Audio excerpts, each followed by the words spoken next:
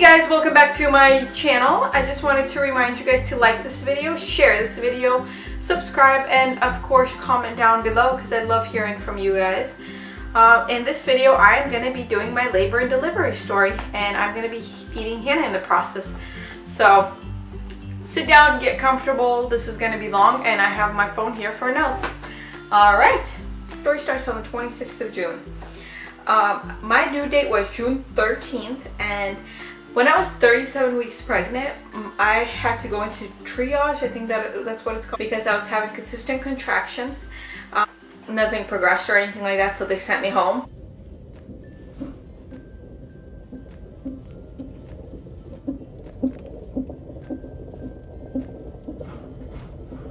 They told me that I probably won't make it till the end of the weekend. It was Monday when I went in. And so when I really thought I was going to have my baby early, I was super excited, I was ready, and then came June 13th and it quickly passed by, and I was 41 weeks pregnant. The midwife told me we would have to induce me the following week because I would be 42 weeks and they don't advise going past 42 weeks. And I was turned 42 weeks. That day at 5 o'clock I came in to start my induction process.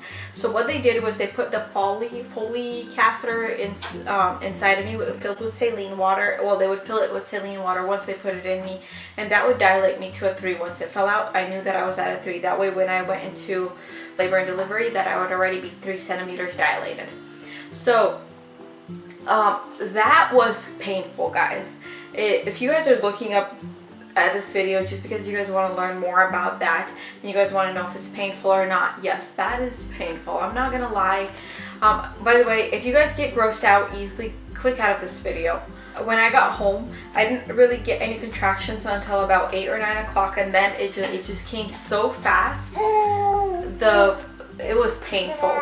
Well, what I thought was painful. I didn't know what pain was until later on. So I was curled up in a ball the whole night. I took like 3 baths. It was just horrible. I was really mad because we were living in apartments at that time, and the neighbor. Yeah. You remember this? You remember this story, don't you? Just kidding. The neighbors were being really noisy. They were having like a party downstairs, and so it was like so annoying because I just wanted to sleep, but I couldn't sleep because of the noise and because I was having really bad contractions. And so I was supposed to go in at 7 a.m. that morning, but I didn't because they called me at 6 a.m. and they were like, I'm sorry, we don't have room for you. And I was like, what? No. At this point, by 7 a.m. I'm already 24 hours without sleep because I woke up at 7 a.m. the day before. So I was really disappointed that they couldn't see me, and they told me that they would call me when they could see me. And so Casey brought breakfast. I think he went out and got breakfast for us because I did not want to leave.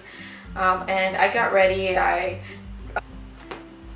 gonna see if I can try to put her to bed, and then I will play this video. Alright, I am back. And I fell asleep, so I'm going to be finishing up my story. So 10:30 they called me and told me to come in. They are ready for me. So I went in and we started. By the time we got everything checked in, they asked us all the questions. They asked us questions like, what do you guys have with you?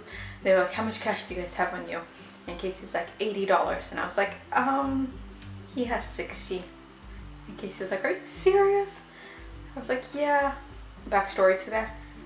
While I was pregnant, I craved McChickens, and I didn't want Casey to know, so I would always steal cash from his wallet. I would later tell him. He didn't really care, so it doesn't count as stealing if you confess to it later, right? I don't know. Anyways, by the time they put the IV into my backhand right here, whatever this is called, and by the time they asked us all the questions and I changed and all of that, it was 1 o'clock. So I started walking in the halls to try to not induce labor, to open up my cervix.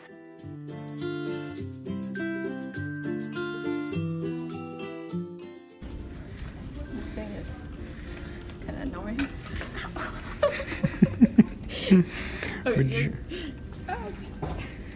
You're gonna do that now. At 4 o'clock was when like painful contractions started, but I could handle them. So I ended up doing like jumping up on a jump up and down on a yoga ball, and that helped a little bit, but not too much.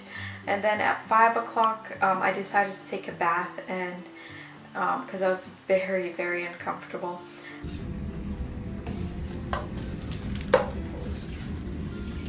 Hold it. Is that a good one? I don't know, that's good. Back?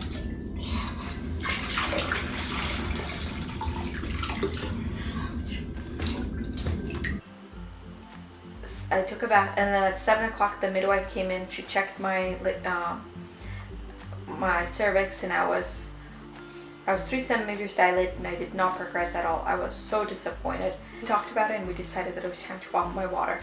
As soon as they popped my water, the most painful contractions started. And actually at that point we realized that once they popped my water, they realized that the baby had pooped inside of me. And so they wanted another doctor in the room while I gave birth, just because that happened. But they weren't too worried about it because it was very light. And so I wasn't really worried about it either. At about 8 o'clock or about 8:30, I ended up asking for the epidural because I was fainting.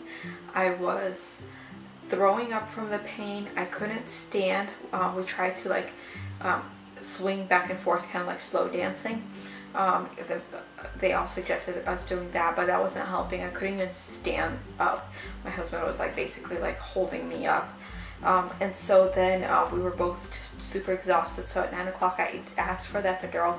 I was planning to do everything all natural, and I didn't. And do I regret it? No. When they were doing the epidural, Casey almost fainted, and so he was on the floor with his head between his legs, breathing in and out, and his face was like pale.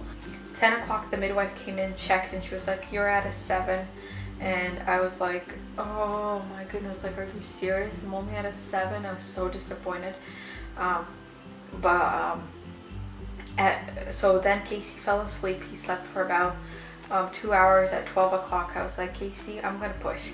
And he was like, I need to push. And so he went and got the nurse, and the nurse went and got the midwife, and the midwife checked, and she was like, yep, you're at a 10, but the baby's still very high up, so you're gonna have to wait 1 more hour. And I was like, are you serious? Like, I did not want to wait 1 more hour. But I was like, okay, sounds good. And so midwife left, and at about 12:15, I was like, I'm gonna start pushing. And so I started pushing, and the nurse went and ran and got my midwife, and my midwife ran in, and she was like, all right, I guess you're pushing. And so she got her gloves on, and she was like, just hold on a minute, you know. And at 12:30 I really started pushing. She's like, you're gonna have to push for a very long time because the baby's very high up.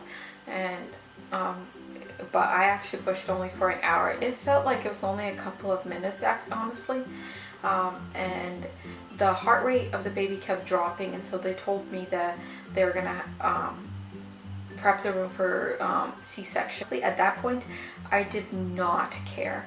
I just wanted the baby out. I was ready. Like, I was like, sure, let's do C-section. But then I ended up pushing a couple more times, and the baby was out. Yeah. Baby girl. Hannah. Hannah Rose.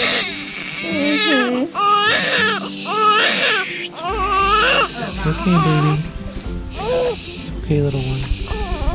You can straighten your legs out now if you want to. Might feel better to have a little pillow underneath them if you want. We're going to turn your epidural off.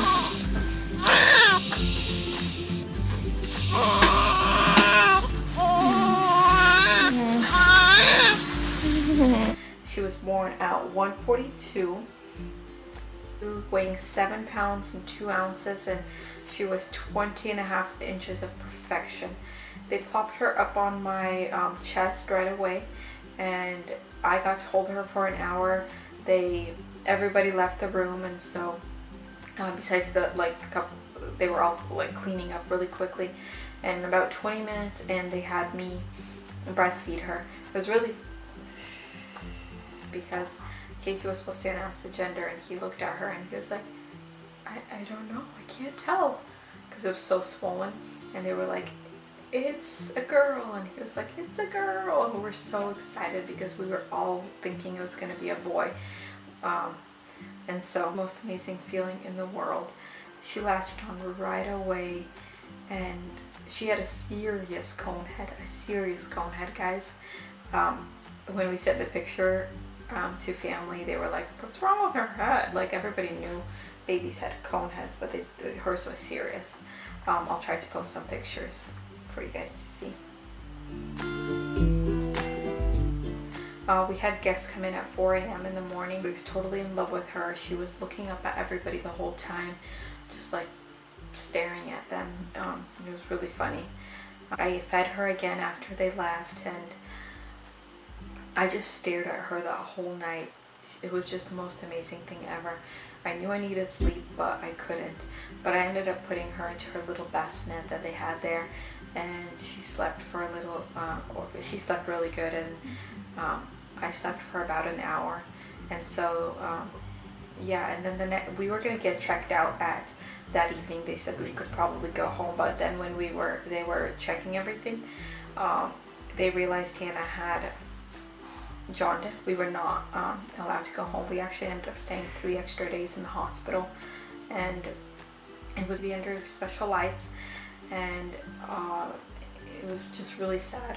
Her levels were really high, but once they let us go home, she was totally fine, and yeah, we were so happy to take her home. She was really yellow for about a week, but then after that it was all done.